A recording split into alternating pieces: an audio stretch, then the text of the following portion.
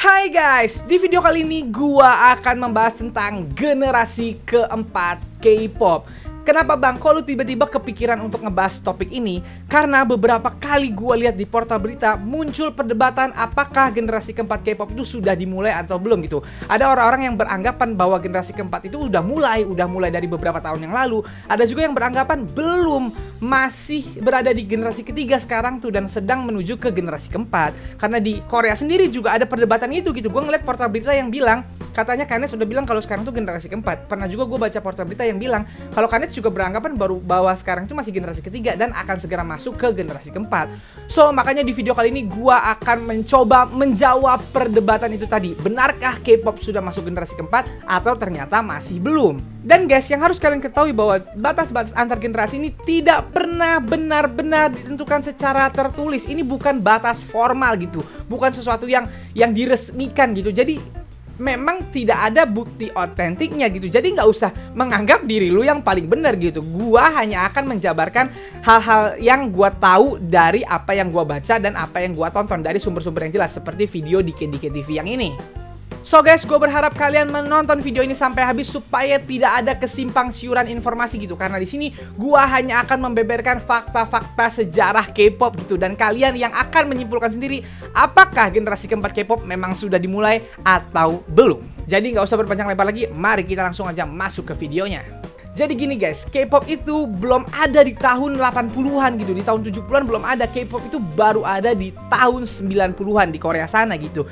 K-pop itu adalah musik yang dinyanyikan oleh para idol. Jadi kalau yang nyanyi bukan idol, bukan K-pop namanya. Jadi di Korea itu nggak semua artisnya disebut K-pop karena nggak semuanya idol gitu. Penyanyi-penyanyi Korea kayak Psy, Jessie, kayak grup Epic High, Jin Seon itu mereka bukan idol gitu. Jadi K-pop itu adalah lagu-lagu yang dinyanyikan oleh idol di Korea sana gitu. Kalau bukan idol, bukanlah K-pop. Dan K-pop itu dimulai tahun 1996 dengan debutnya H.O.T di bawah SM Entertainment.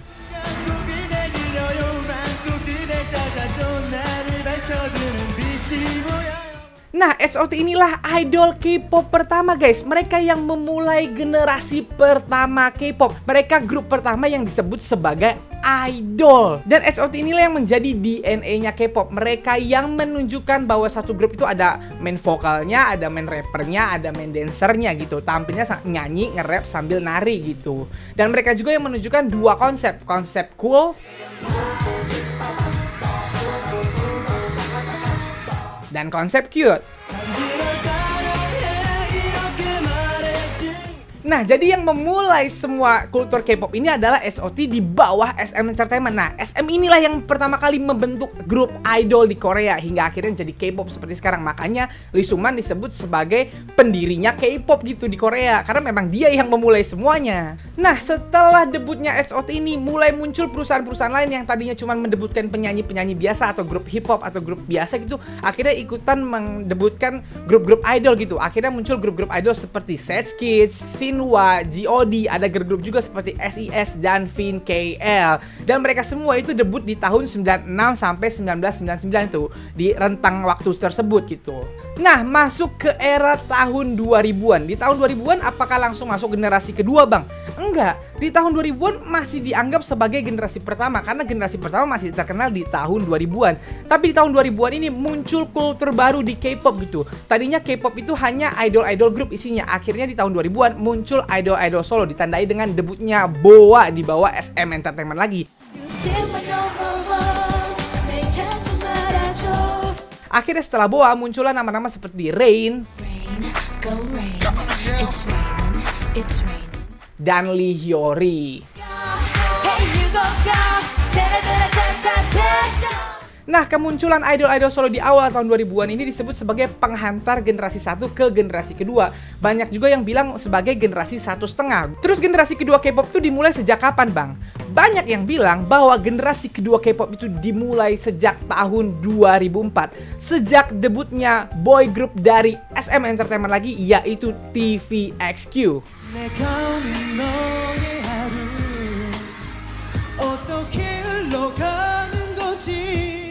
Yap, jadi kalau nggak salah di generasi ke-1 itu SM itu punya 2 boy group, yaitu HOT dan Shinhwa. HOT ini bubar di tahun 2001, sedangkan Shinhwa bubar atau habis kontraknya di tahun 2003. Mereka keluar dari SM Entertainment di tahun 2003. Maka di tahun 2004 akhirnya SM Entertainment mendebutkan boy group baru, yaitu TVXQ ini. Dan TVXQ inilah yang dianggap sebagai pembuka jalan generasi kedua.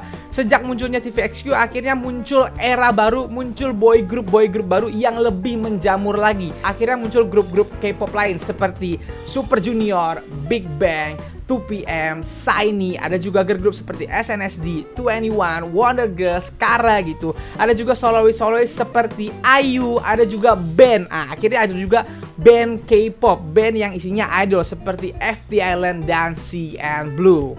Nah, kalau generasi ke-1 adalah generasi yang menancapkan K-pop di Korea, guys. Nah, generasi kedua inilah yang pertama kali memulai ekspansi keluar Korea.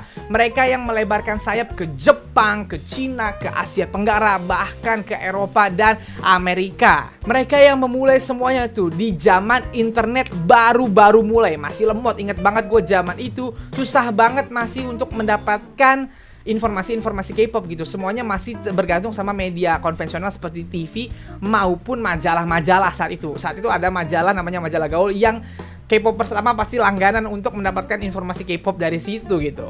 Nah, generasi kedua ini berlangsung sejak 2004 sampai 2012, guys. Tapi di tahun 2010 ketika berganti periode lagi nih jadi 2010-an, di tahun 2010 ini muncul grup-grup seperti Miss A, Sistar, Pintop, Boyfriend, grup-grup yang dianggap sebagai penghantar generasi kedua ke generasi ketiga, atau bisa dibilang juga sebagai generasi 2,5. Nah, sekarang pertanyaannya, generasi ketiga itu dimulai sejak kapan, Bang? Banyak yang menganggap generasi ketiga itu dimulai sejak debutnya EXO di bawah SM Entertainment di tahun 2012.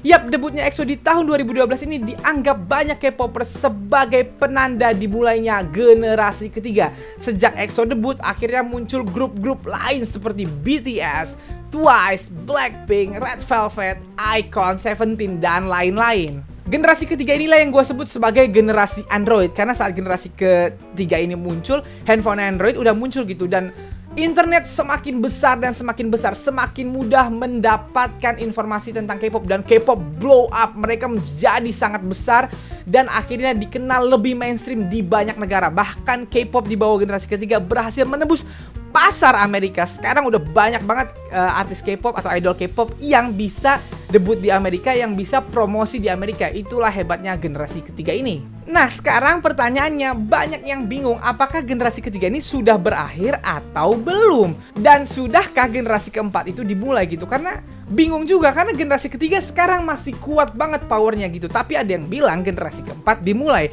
Jadi gua mau menjabarkan apa yang tadi gua kasih tahu nih, kalian simpulkan sendiri ya. Faktanya guys, setiap generasi itu selalu ditandai dengan debutnya boy group SM Entertainment. Generasi 1 itu dimulai dengan debutnya HOT, generasi kedua itu dimulai dengan debutnya TVXQ, dan generasi ketiga dimulai dengan debutnya EXO. Oke, jadi semua generasi itu entah kenapa dimulai oleh SM Entertainment. Ya mungkin karena SM Entertainment ini yang memulai K-pop, akhirnya setiap generasi juga dimulai sama grupnya SM Entertainment. Dan guys, setiap generasi itu intervalnya 8 tahun. Generasi 1 itu mulainya tahun 96, generasi kedua itu mulainya tahun 2004. 96, 97, 98, 99, 2000, 2001, 2002, 2003, 2004. 8 tahun. Nah, generasi 2 ini mulainya 2004, generasi 3 mulainya 2012. Kita hitung lagi. 2004, 2005, 2006, 2007, 2008, 2009, 2010, 2011, 2012 tuh 8 tahun juga. Berarti generasi 1 itu berlangsung selama 8 tahun, generasi 2 berlangsung selama 8 tahun. Nah, generasi ketiga kalau ngikutin pattern itu atau pola itu, harusnya generasi keempat baru mulai tahun ini 2020. Karena generasi ketiga mulainya 2012. Kita hitung 2013, 2014, 2015, 2016, 2017, 2018, 2019, 2020. Tuh, kalau ngikutin pola 8 tahun, harusnya 2020 lah ini baru mulai generasi keempat. Grup-grup yang debut di tahun ini harusnya yang masuk generasi keempat kalau ngikutin pola itu tadi. Nah, yang jadi masalah guys, kalau ngikutin pola atau pattern itu tadi, setiap generasi itu selalu dimulai oleh boy groupnya SM Entertainment. Tapi semenjak NCT, SM tidak pernah mendebutkan boy group baru lagi gitu. Mereka hanya mendebutkan subunit baru dari NCT.